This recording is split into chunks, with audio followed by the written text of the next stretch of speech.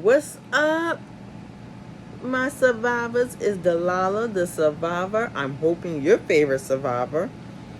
We have done season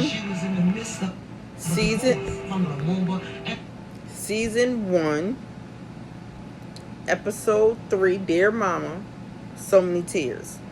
I did that part 1, and due to the fact that this is a kind of a long episode, I have to break this up. Don't mind the ratchetness of how I'm showing y'all the thing. I've decided that I'm not dishing out money for equipment when I'm not going to regain that money back. So I know they say to invest in yourself, but you invest in yourself when you know you're going to get your investment back. I'm not seeing no signs of that. But anyway, to go back to the part 1 of this two-part review. It was something I missed. A point I had missed when they had showed Tupac talking to the media. He said the only thing he was guilty of, one of the things he was guilty of was being with a group of dudes. And where are they at? Which is true. Every day you will see Tupac in and out of the courtroom because he's the rapper. And you know, the old snitch, HJ, you know, you saw him, I think once they showed a picture of him in the courtroom. But what about these other people that had something to do with this young lady being assaulted? Right now, I think they're talking about Afeni. Let's see. He was just another dude that Fanny liked. Oh. My mother told me that it was a one-night stand, but he loved the fact that the Panthers would go to jail and wouldn't snitch. So Fanny had sexual relations with Legs, but he was in and out of jail because he was part of Nicky Barnes' little crew. And then she had sexual relationships with Billy Garland. He was the Black Panther in the Jersey chapter. Billy Garland was a good driver and was assigned to protect Fanny and to make sure that she got to court on time. And I remember one afternoon, Fanny pulled me to the side and said, "Jamal, I have to tell you something. I'm pregnant." She said, to be clear, I don't know who the father is. Okay, Tupac mother always thought Legs was the father. Okay. So let me break this down to y'all. I'm hoping y'all can hear that because I've turned it up. So his mother Afeni, she had a one-night stand with the street dude Legs that I showed y'all in part 1, and then she also slept with Billy Garland. Tupac was always hoping and thinking Legs, the street guy, was his father. That fantasy of the street guy, and her saying she didn't know who the father was. Do I know that she said that because she really didn't know? Or did she say that because she liked that little fantasy too? That's Afeni's sister that's talking, y'all. I really think Legs thought he was the father. He knew he couldn't have kids. So that's all myth shit with the men. But I always knew or thought it was Billy Garland. It wasn't no magical words, wasn't no flowers, wasn't the go to the movie shit. It was a very tense situation in the Panther Party. And you tend to search for relief. And Well, y'all just got my whole real reaction. Just when I thought I knew everything about Tupac, they show this guy walking up to the chair. I'm thinking it's Legs, because meanwhile, you know, Afeni's sister is talking about Legs, and Legs like, you know, he's not the father. This man sits down. It says Billy, Tupac's father. So in Dear Mama, who was the man in? I gotta do more research to get it, y'all. I'm gonna go into a deep dive because now I'm curious about. Remember, he said in Dear Mama how He passed away and I didn't cry. Cause my anger wouldn't let me feel for a stranger. They say I'm wrong and I'm heartless. But all along I was looking for a father, he was gone. So now I'm gonna do a deep dive, y'all. I'm gonna do a deep dive. This is probably gonna be my one and only deep dive, so I can get to the bottom of, because a lot of his, like, Brenda's Got a Baby was a true story. Keep Your Head Up was just, like a motivational story. Trap was like, about, he says it in the chorus, keeping the black man down. Hold on. Yeah. Let's listen to Billy. She saw a beautiful strong I'm gonna try to see sister, Billy. a fighter. And because maybe we felt that we might not be alive in a week or two, all the subtleties of getting together just vanished. She had this charge that could put her away for the rest of her life.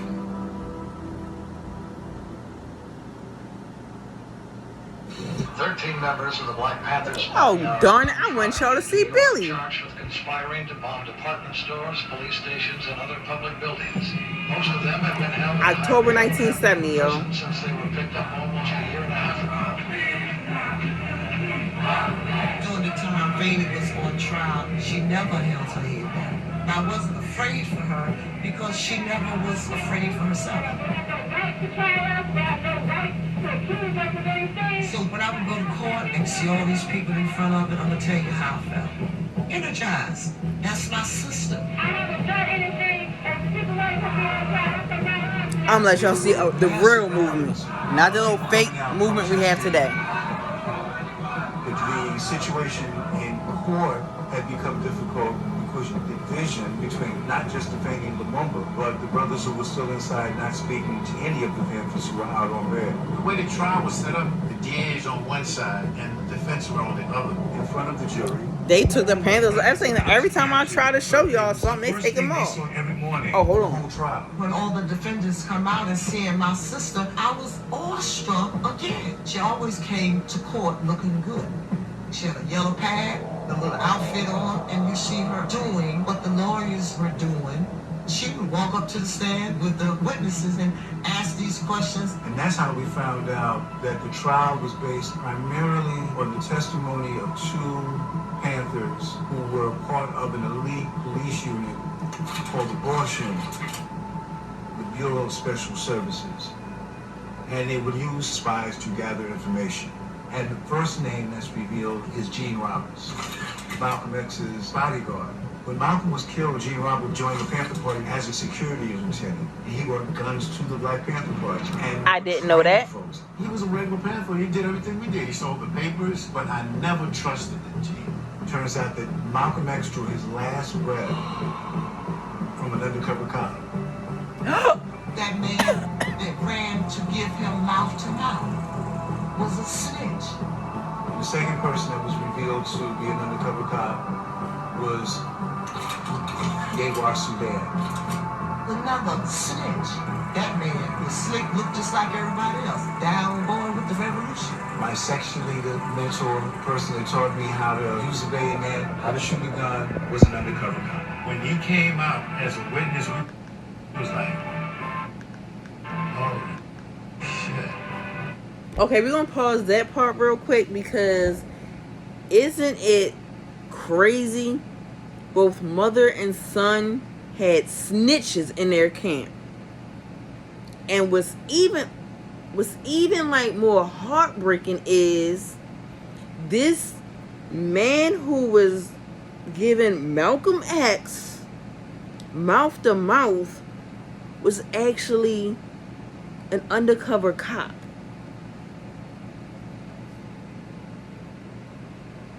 You gotta watch your surroundings, people. Watch who you deal with. Please watch who you deal with.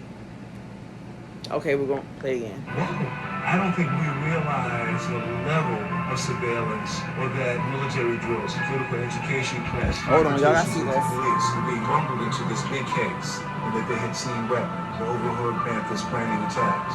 So it's really serious. They exaggerated shit so much. I used to have an expression like Nancy Dynamite, which means beautiful, attractive, desirable, but they made that mean that we were literally talking about dynamite. Back then, Brother Rudy was our code name for weed. In our indictment, Brother Rudy is mentioned as a co-conspirator in the case. The police were actually looking for this Brother Rudy because he seemed to be everywhere and know everything. Now, go back to Yewa. What you talking about? Fanny's cross-examination of Yewa was a moment to hold your breath. And remember, she's defending herself. Prosecutor woman, she didn't go to law school. She's just a little ghetto girl. What the fuck she know about this? Yewa's arrogant as hell. He's the undercover cop who's about to get promoted to detective, and he's surrounded by all of his boys, men in blue. She's face to face with an enemy. Fanny said, you testified, detective, that you were a police officer. You also testified that you were a Panther. So when you seduced all of these women in the Panther Party, were you being a police officer or Panther? He had no answer. When you would stand up in meetings, out of control and wild-eyed, talking that people should go off and lynch someone, shoot someone, police officer or Panther? He had to say, I don't know. Well, if you saw me do it, or if you know I did it, remind me. When you taught adolescent boys how to slit somebody's throat with a bayonet, cop Oh. or Panther? She got him flaming angry to the extent that he was spitting, trying to get his point across. She said, did you ever see me with a gun? No. Did you ever see me with a bomb? No. Organizing in the community? Yes. Fighting for tendency? Yes. Liberation school? Yes. He was banking on Fanny getting inflamed. But apparently she had done her homework on herself to such an extent like, no. That woman, the Fanny Bull, she is a role model for real. He figured, oh, she just some little ghetto girl. She ain't go to law school. But yeah, she flipped that cop, that dirty cop, snitch, whatever you want to call him. She flipped him all the way around. You heard me. She had him squirming in his seat. And he ended up with the shit. Alright, let's see what else they say, y'all. You're on trial, not me. And she literally put him on trial. And you saw this woman take down the system. She aced that. But even that, for me, was awakening. Because I'm learning Free about all undercover Black Panther police and saying, prisoners wow, now, what kind of vets country is this? What kind of and people are these? reservists. You know, who does that?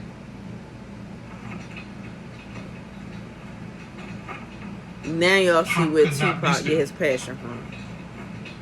And that was part of the problem. It wasn't the media per se. It was more than that. That's him spitting at all the media, y'all. That's that famous I picture. hate the scene of him spitting at the camera.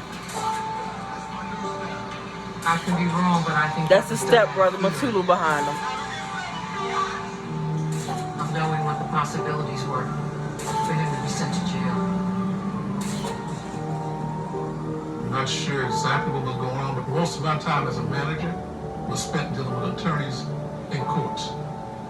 Maybe it's helpful to go through all the charges over your lifetime. Let's just go through the I don't charges. remember. I'm sure you can find out. Lorraine City, Atlantic, Michigan. There's one at the limo driver. There's one at the club. They had a gun charge, assault, battery. But we was catching cases all over the country, every place they went. He was spiraling out of control. Remember, I'm the manager, so I'm dealing with the finances. Like, my American Express bill is just blowing up. We struggle for money. He's misunderstood, y'all. The man was not crazy. Money's just hard for us. Now that I'm struggling in this business, my aim My mother effing money makers. He wasn't crazy. He was misunderstood. Because this man did not have a rap sheet. And I will continue to quote him till I no longer have breath in my body. He didn't have a rap sheet until his first record came out. Didn't have a record till his first record came out. Okay, I don't know about how I'm going to play this, y'all, because I clearly heard music. So I'm going to have to, like, eventually watch this by myself. I'm having Leaving here in the hearse. Crooked voices in my head. Like, these are all stuff that I saw. Sex Victim tells Tupac. What? Hold on, y'all. We gotta rewind that right back real quick. Wait a minute, they rewinded it too far. Okay, I can go back to... No, I did not. Y'all, I'm so sorry. I just hit the wrong freaking button. Shed So Many Tears. That's the song that they was playing. But they wasn't playing the beat. They were just playing his vocal. But wait a minute. Why do it keep being way down here? Okay, so while we waiting for that to pop back up, they basically was showing like Tupac writing like his poems and his songs and stuff. And now we're back. It's loading. It's loading. It's loading. Let's get back to it, people. Okay, Sex Victim something. Thug Mansion. I remember that song. No, Passion, what I remember. Tupac's jail tour, he must serve 10 days in the East Lansing, Michigan jail for an attempted assault on another rapper at a 1993 concert. He's keeping every police department in the country busy. This year alone, Tupac has also served 7 days in a Los Angeles jail for assaulting filmmaker Alan Hughes. I have a lot of remorse. I understand that it's wrong for me to do that. It's a one-man crime wave. Shakur's legal battles are just beginning. Aside from this conviction, he still faces 2 charges of aggravated assault on a police officer in Atlanta, Georgia. And that just leads to the 11th thing. Yeah. He plays Southfield. Atlanta, Georgia. Downtown. After bailed out, he went back to court. Everybody saw what he did. Everybody looking nervous, scared. Tupac was the only one who was calm. And you could see him standing there just listening. But I paint this pretty picture. It's very pretty. This is a weapon which he had no right to have. When they found out the cops had taken the guns illegally out of the evidence room or whatever. He was part of the Outlaws, Idi Amin.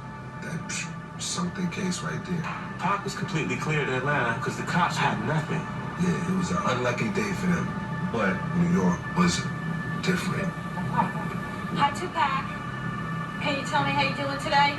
Well, I just had to listen to the prosecution's closing argument, and it was just so far from the truth that it really just has me drained at the end of the day. But I'm leaving it in the hands of the jury. I'm learning a lot about people's innermost fears in this trial, because it's not even about my trial no more. It's just about loud rap music, tattoo having thugs, some nightmares these people have. I'm already convicted. My whole life has been turned around. I lost every job. I lost every opportunity. I can't buy cars, can't get rent, can't get none of that. But I'm still a survivor. I'm still coming to court, still smiling, still signing autographs. But soon I'm going to go crazy. You know what I'm saying? And it's up to the world. America eats its babies. No matter what y'all think about me, I'm still your child. You know what I'm saying? You can't just turn me off like that. I remember one day we were leaving the court from dealing with this case. Pac got a call from Lil Sean, I think that's what his name was.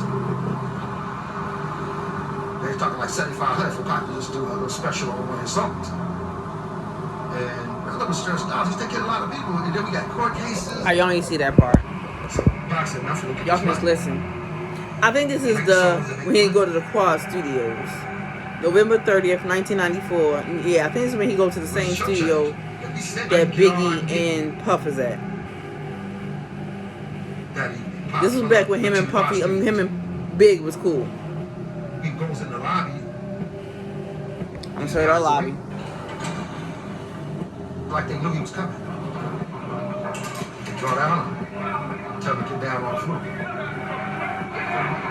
Somebody has to jump on you. You got to play by the rules. So the position is open up where you can defend yourself. Pac didn't get that. Tupac resisted. He was shot at least twice in the head, once in the left arm, once in the thigh, once in the groin area.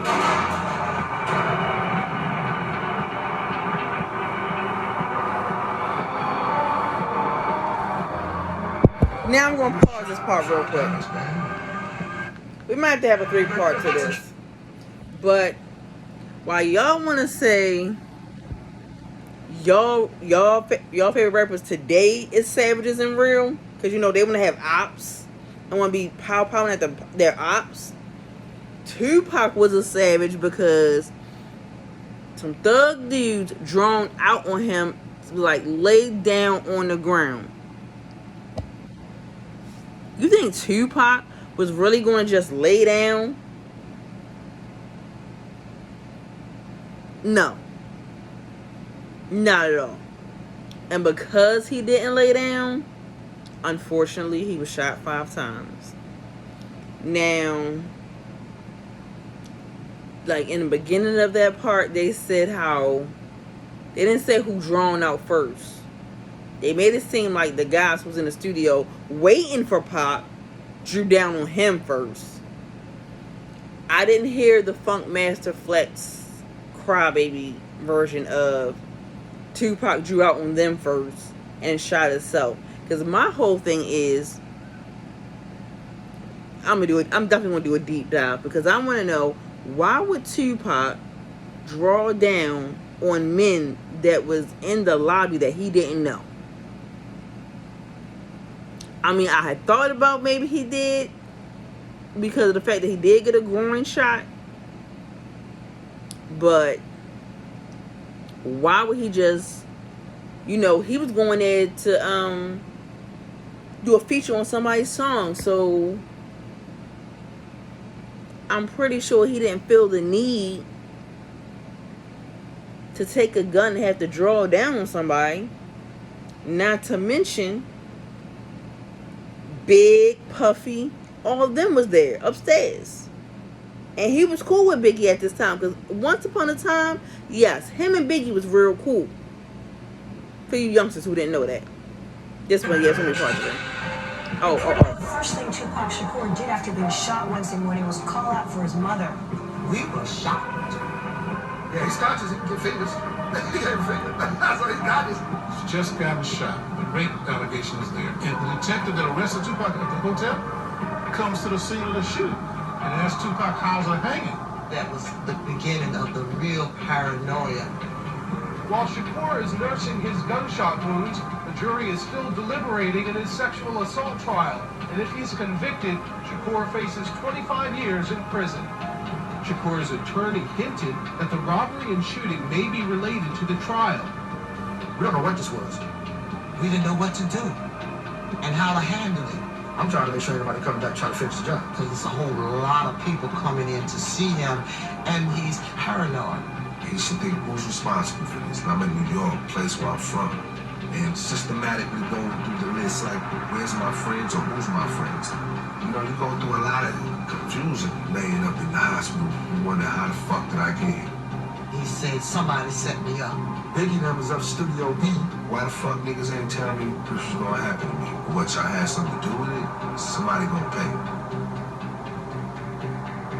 I don't know who there go created Biggie. that beef, because before he got shot, they were friends.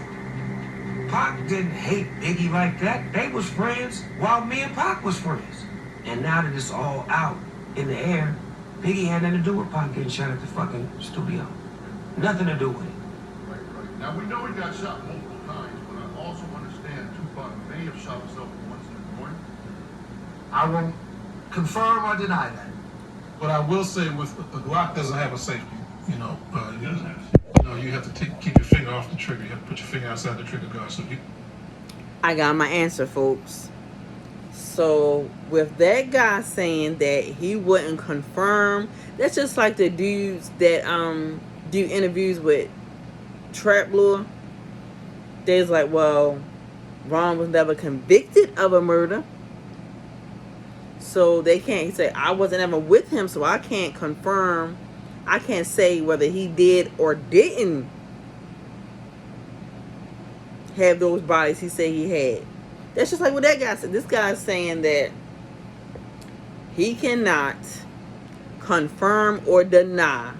And now this guy is explaining about guns and I think not having a safety. Let's listen. You grab the Glock, you're frantic, you're going to shoot yourself in the nuts. So Tupac did have a Glock. So Tupac did.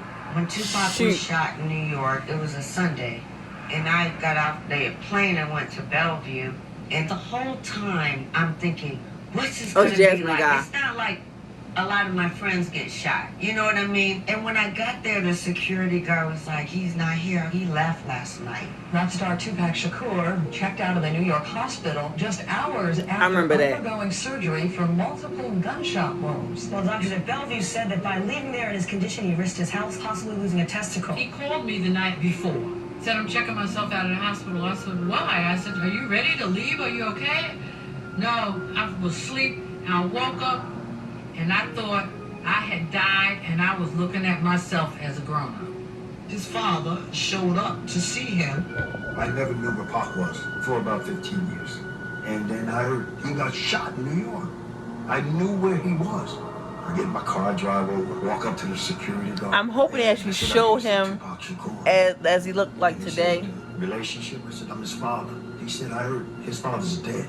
Either Billy said I'm your father, or I realized that's his father because he never met somebody else look like him.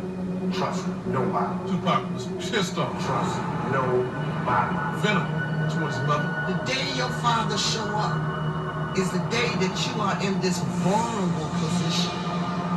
He had just came out of anesthesia, still sleeping. The next thing I know, Pop got his clothes on, he's leaving, and he's had enough. We take him away. Myself and Jamal, moved him. My son didn't feel safe in that place. He says, ask Jasmine if I can recover in her house. That's where he was hiding. No one knew he was there because no one knew that we were friends. So Tupac is laying on the couch. I didn't. Around his head, literally laid up. And Billy Garland rolled blunts for the star. That's his father, y'all.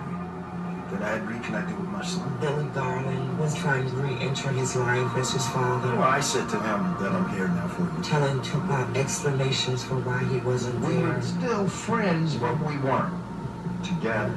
And you know and I know, when you don't see someone, you just, unfortunately, go different ways. This is very difficult for me. Okay, y'all. So this video is running a little long Questions too. about things that he I didn't realize these episodes was this long. But like I said, I promise we're gonna finish this episode together. That was Tupac's father, and that's why now I know why he. Because I was wondering, like, who checks that stuff out the hospital the day you just had surgery? You got shot 5 times. Ain't no what you could see the man was in pain as they was putting him in the back seat. But when he opened his eyes out of getting out of the anesthesia, I know I've been through plenty of surgeries.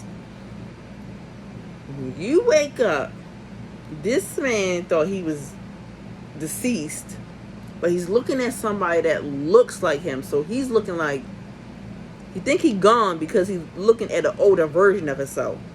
And that's why he wanted to go, because he had never met this man.